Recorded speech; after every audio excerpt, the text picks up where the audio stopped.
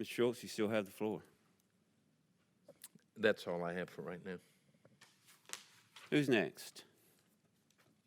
Mr. Chair, I just wanted to comment on the Health and Safety Coordinator position, just to add a little context to that. So it's my understanding from conversations with staff and anecdotal evidence that we have an opportunity to create a comprehensive safety program for the entire city that would cover and train all of our employees and make sure that we are operating in the safest way that we possibly can, protecting our best asset, which is our people, but also protecting the public whenever our people are out driving city vehicles and interacting with the public in a way that could cause injury if there were some sort of an accident. So I think everyone agrees that this is an important aspect of what we need to be supporting in the city going forward.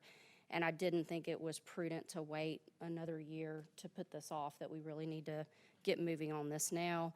I would expect, and I don't know if Ms. Carrier is here, but I would expect that we could anticipate a reduction in accidents and injuries over time, and may even be eligible for some insurance credits if we have this type of a program. I see a head shaking yes back there in the back. Very good. Mr. President. Thank you, Mr. Driver. Any further comments or questions? Mr. President? Yes, ma'am. We've got allotted, I believe it's $10,000 for replacement of our chairs here in the council chambers, as well as the conference room. Perhaps we could replace the chairs on a case-by-case basis and not use that full funds and possibly move those to another location. Ms. Lopez, do you have any thoughts on that, whether it could? Could you repeat it? I couldn't hear you because I was. So in the budget, there's a proposed $10,000 for chairs for the chamber and the conference room. Perhaps we could purchase chairs on a case-by-case basis versus all at once to potentially move some funds to another location that could use those funds?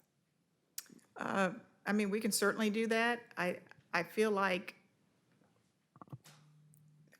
this is my perspective on this. You got this nice new area that if you're going to replace them, it makes sense to replace them all, but we can certainly do that too, so. The only concern I have there is matching. Yeah. Office furniture kind of renews itself every so often, so you may not be able to find the exact match. But I mean, I'm perfectly okay with the chair I'm sitting in right now. So, Mr. President, maybe not a conference room, but we need to replace some of these chairs because I'm tired of having to. I might have to bring my tools in a minute. yeah. Well, I always make sure Mr. Murphy has a low chair, so that's why I'm okay with mine. So. Somebody keeps swapping chairs out. I used to do it to Mr. McClinton too, so nothing changes. Some of us who are shorter in stature do struggle to see over the dais a little bit at times. So. I don't have that problem, unfortunately.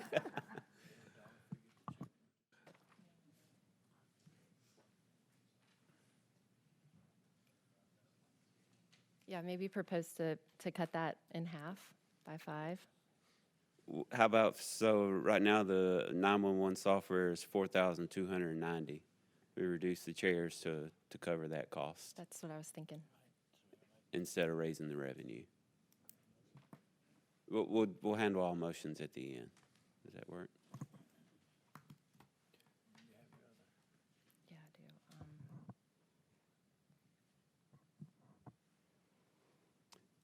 Ms. Lovell, you still have the floor. Any more questions? Mr. President, I do have a question about the city planning, the trail identification and professional services design work for $20,000. Can we speak to that in a little bit more detail? It is my understanding for each of these operational ads, the mayor had me reach out to every department head to go through and see what we could cut, and so everybody had come to agreement on that. I had looked at this particular item. It's my understanding this is related to the River Chase Trail that was just extended. And so most of this money has already been spent, so this probably wouldn't be a good place to cut. Good to know. Let's see. Ms. Koval, can you speak to that? No. I think it was Mr. Martin. Mr. Mark, okay. Is Mac here?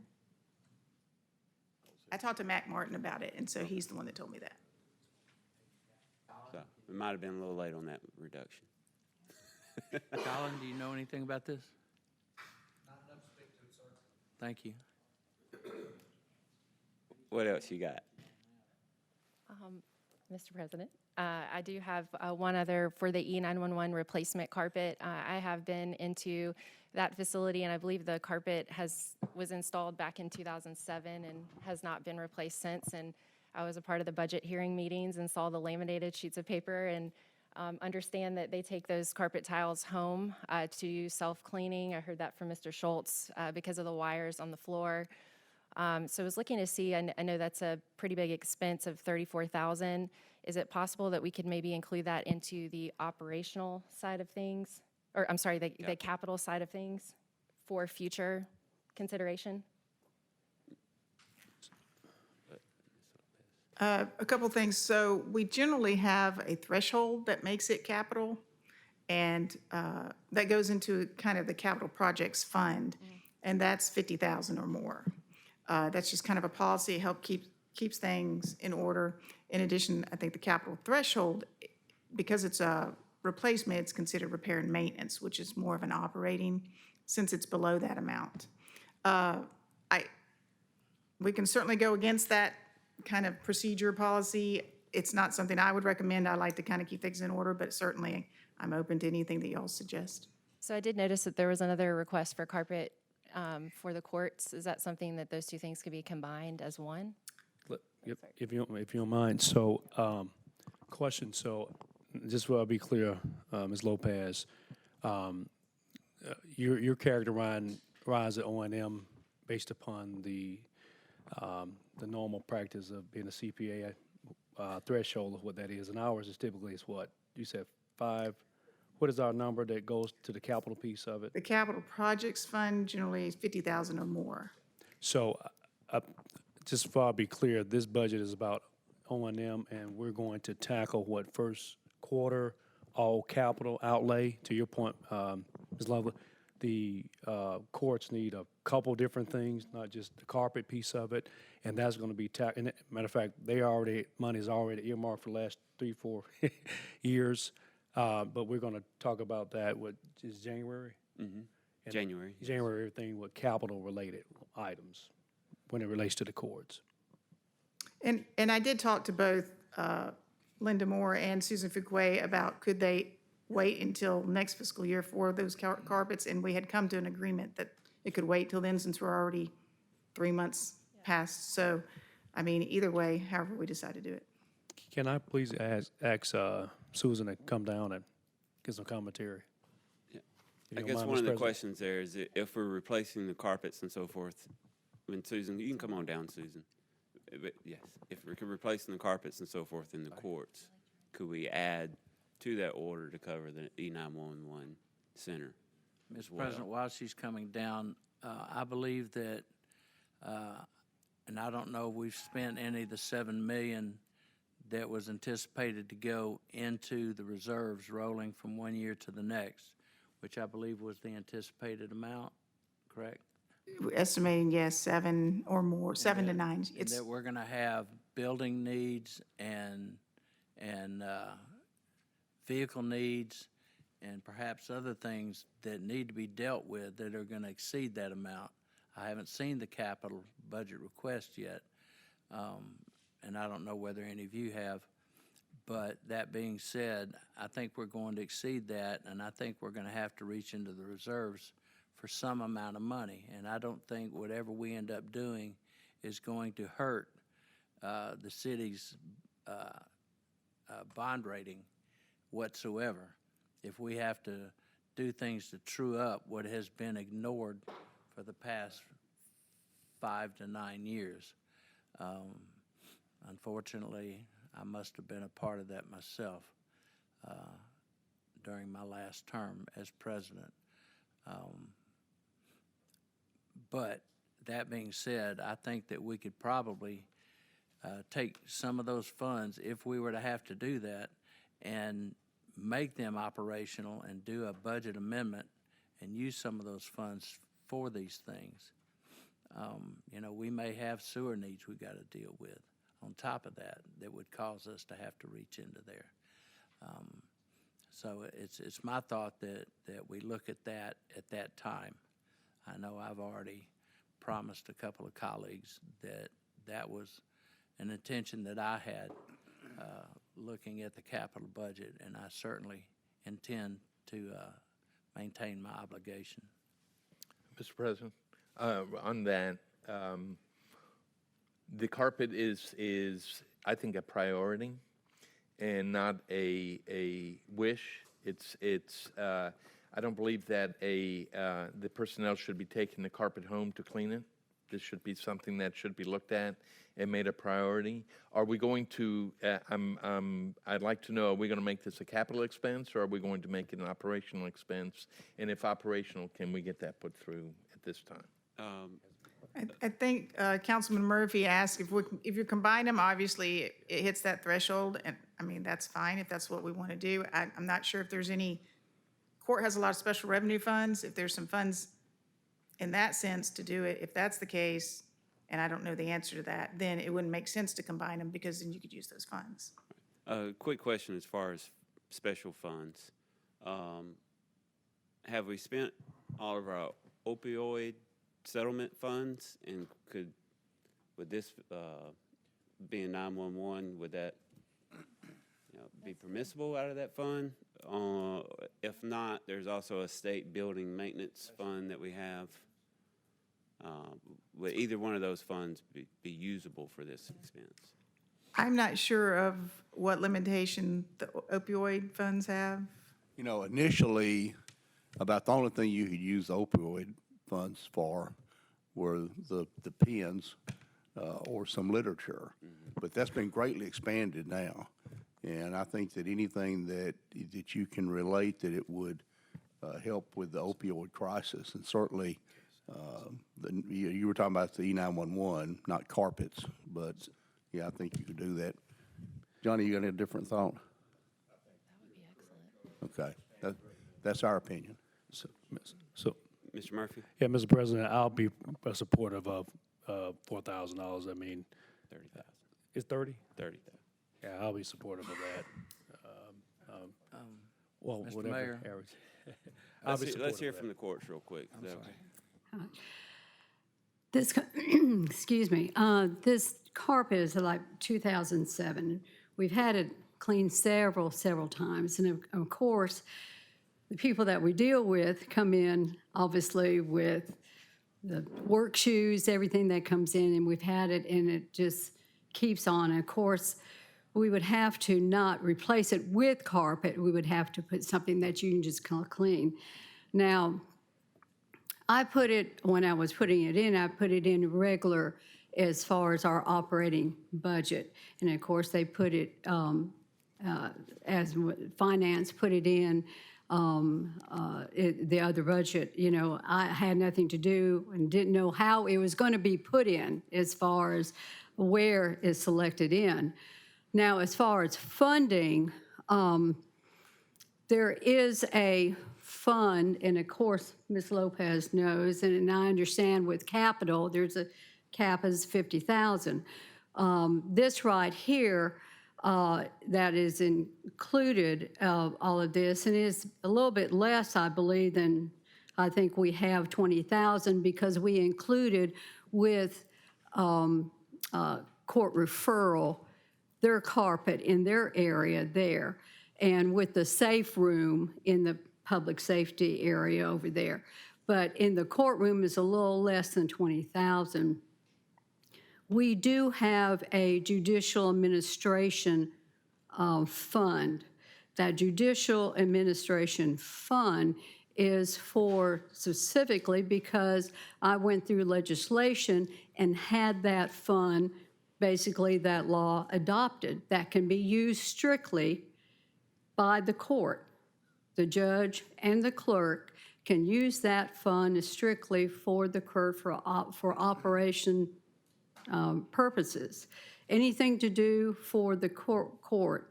Now, I don't know exactly how much we have in that fund, and I apologize at this point. But I don't know exactly how the council or whatever wants to place this monies in that fund. But that carpet needs to be replaced. It's at the point that we can't keep on cleaning it because, as everybody does know, it will not keep on, you know. At this point, we can't keep on cleaning it. Mr. President, just so I'll be clear, are we talking about the same carpet so I can make sure we can move past? We talking about the same location? So we're talking about two different locations, right? So we're talking about the courts and the 911. No, this is court. I'm talking about court only. Gotcha. So what's in the budget, so I'll be clear on carpet? 22 for the courts and 34, right? That was request, but neither have been funded. Correct, okay. Okay, that was the request for both, but not have been funded. The only question I would have from a procurement standpoint, and City Attorney answered, that's in the same building. So at what point, how close is that to one another that you cannot split them? You're gonna replace them both at the same time? Yeah, yes. Then you're gonna have to bid it. Yeah, so you got to bid it. So we got to be careful with that from a bid law standpoint. That is in the same building. So what I would recommend this, since we know we want to do that, how about we just bid both of those together from a capital standpoint? Because the capital piece may take a lengthy piece of time to go through every single department and also the rank to see what's more urgent than the next. We may be all the way in second, third quarter with capital. I'm just throwing that out there. But if it's an urgent need, how about we just make that a capital outlay, knowing we want to do that, combine both together, and we're going to get better prices too when you have people bidding on them. Mr. President, I don't have a problem with Mr. Murphy's proposal, but back in 2019, $320,000 was allocated to improve the area where the E911 personnel work. That has never been completed. So if we can have a commitment that this carpet will be addressed, that would be. Yeah, and I'll support it. I just want to make sure we're clear about bid law purposes. Since we have publicly stated we need to do both, now we're not in the position where we can split bids as a legal issue now. So let's capitalize both of them and go from there and be done with it and bid them. Maybe, so courts is 20-something, 22. E911 is 32 or 34? 34. So that breaks, Point of reference, that includes the Emergency Operations Center upstairs as well, not just the okay. 911 floor. So that breaks the $50,000 threshold. I think they, $50,000, correct me if I'm wrong, $50,000 related to the capital outlay internal processes. State bid law is $100,000. They moved it 2 years ago. I think I'm correct. Yeah. But if we took this as a one project area, that could qualify for a capital expense. Correct, Ms. Lopez? May See I any ask, issues with that? let me ask Melinda a question. If they wanted to do that now, could they amend the existing capital budget, which carries over from 2025? Or would they need to wait until they adopt the new budget for 2026? They could do it either way, and it's, so you're talking about, yeah, because we're not doing the capital budget probably till, hopefully, maybe by the end of January. So I guess the question becomes, or we can do it like we did with the 27 vehicles and go ahead and count that in this one. So either way you want to do it. So I think we're all supportive of getting there. It's how we get there is what we're questioning. Since there is some confusion about what funds can be used or if we have the funds in certain special revenue funds, can I just make this suggestion that we hold off on this particular amendment until we discuss the capital funds in January? Or if you're able to find special revenue funds that could cover this operational expense, we amend the budget at the same time in January. So the fund, the Judicial Administration Fund is already supplemented by the general fund. It doesn't have any fund balance in it. So that fund is not really going to help you as far as special revenues go. Right. As far as the opioid funds and stuff like that. Yeah, I'm not We could sure if that can be used Do some further yet. research Sure. into that. Yeah. So are we in agreement that we can hold off on this until January? Ms. Lovell, are you okay with that? Mr. President, opioid money, how much do the city have in that fund right now?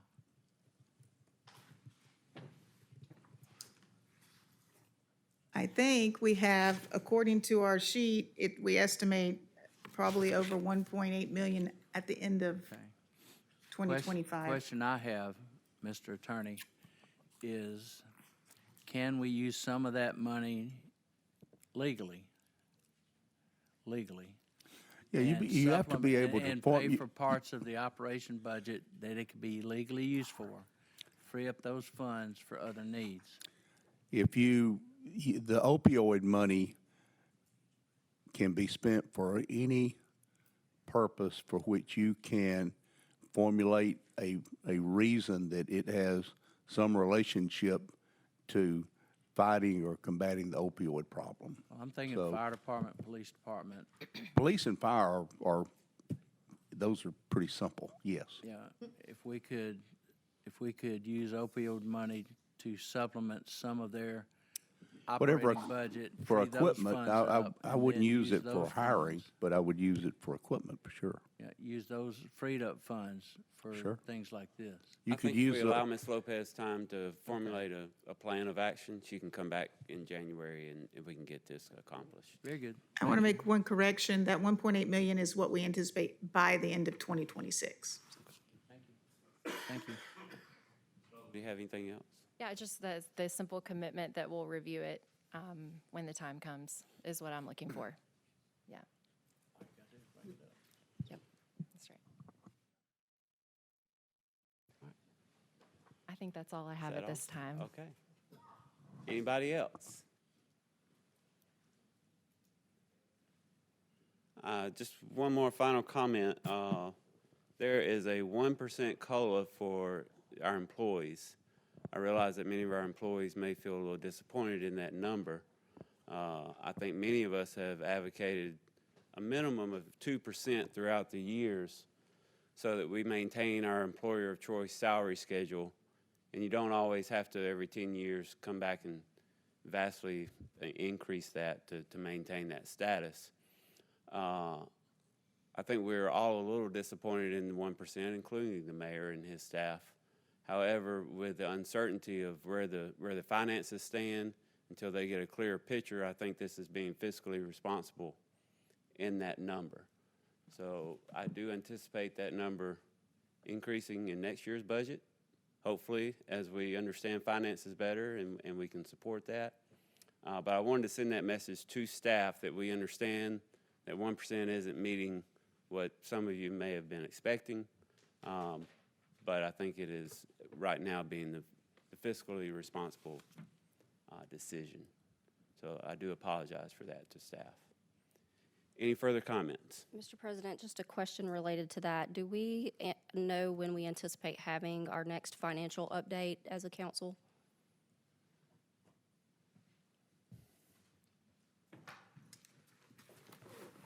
I know, is Robert in here? I think he may have sent something recently. Is that correct? Yeah, I sent 9:30. So he sent an estimate at the end of September 30th for the fiscal 25. Obviously, we anticipate probably in the next month, starting our audit process. We hope to have a kind of more definitive number before we come up with our capital plan for how we're going to end fiscal 25 before you approve that budget. So sometime before the end of January, we would expect to hope. have that. Okay. Thank you. Okay. Is there any questions from the public? Yes, sir. Come on down, please. John Anson, 901 T-Berry Lane, Hoover. I got kind of interested in the finances when the Kroll report came out. And I'm a retired accountant, not in government accounting. And I realized the Kroll report isn't directly related to this, but it got me interested. And then when I looked at the budget for 2025 that was out there, I guess since last February, I mean, it had a bunch of numbers, and of course, I was trying to get it in Excel, and that didn't happen. But all that to say is, well, first let me comment that Ms. Lopez and I have had a few conversations. I do like this comparative way she's done this, because I kept thinking, well, what was last year? What's this, you know? I mean, I'm used to that, but I guess the other thing I want to bring up is when I did budgets, I was used to seeing a balance sheet. Now I realize fund accounting is a lot different than what I'm used to. So here you're looking at income, expenses, and capital. And I've expressed concerns to Ms. Lopez that I hope after the audit is done, that you look at funding for OPEB, retirement. In 2019, I think you adopted Tier 1 benefits for Tier 2. So essentially, everybody's Tier 1 on retirement. Can you sustain that long term? It goes back to the raise, the 1%. Do you factor in step raises in that? I never had a step raise. Now, I realize I'm probably in the minority here, but just think about that from a taxpayer's point of view. But mainly, when you do the audit, look at the liabilities and the funding, because I think that's where you're going to have some challenges. I've expressed that to a couple of you. And I realize until you close fiscal year 25 and get it audited, you won't really know where you are. But like even in one of the notes to the last audit, there was an error. It said OPB age 62. Well, that wasn't true because that was changed. Oops, excuse me. So that was a little disappointing to see some notes that were wrong that got past everybody. And so anyway, I think that's all I have to say, but I appreciate Ms. Lopez, and I know you're delighted to have her as I am as a taxpayer, and I know she's probably enjoying her retirement or deferred again, but thank you so much. Thank you, Mr. Anson. Mr. Smith, you prepared to make a motion? Well, I think we're waiting to have an amendment vote on the 911 software. Mr. Schultz, you want to make the motion on the amendment? Yeah, I make a motion to amend the budget to include the Aldeck 911 software for $4,290. All right, and then we have a second amendment from Ms. Lovell. Amendment to reduce the 10,000 allotted for council chairs and conference chairs to $5,000. All right, so now, And then move that difference to fund the software. and so we will need a second for those. Second. I have a motion and a second. Ms. Lopez?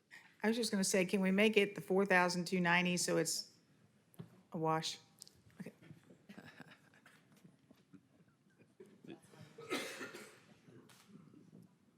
We're going to have a motion as Ms. Lopez Yes. so moved. To Do I have a second? Second. Okay. All in favor of the amendment, say aye. Aye. Aye. Those opposed, the amendment is included in the budget. So now I will take a motion for the budget. And these are both amendments, correct? Correct. All right. I would make a motion to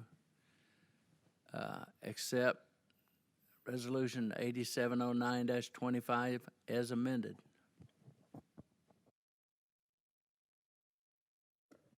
Second. I have a motion and a second. All in favor, say aye. Aye. Those opposed, we have a budget. Congratulations, Mr. Mayor. Any further comments from council at this time?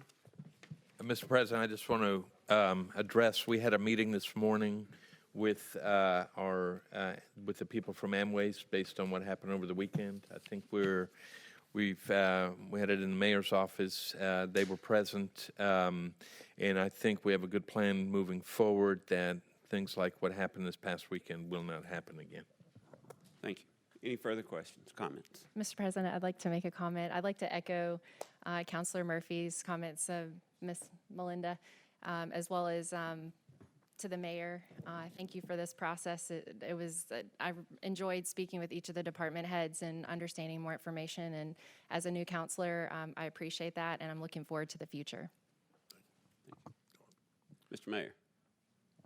Yeah, I'd just like to thank the council. It's been a couple of months of diligent and hard work, and not only for you, but also for city staff trying to get everything in order.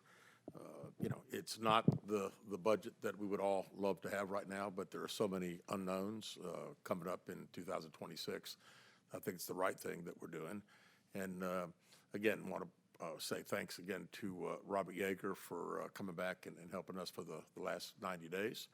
And thank you, Melinda. I know she's worked very hard also on the finance, Claire, everybody, and the entire staff. So again, appreciate everybody's hard work. Ready to start work now, January, to let us get rolling where we need to be, and hope everybody has a happy New Year. Thank you. Thank you. With that, we're adjourned.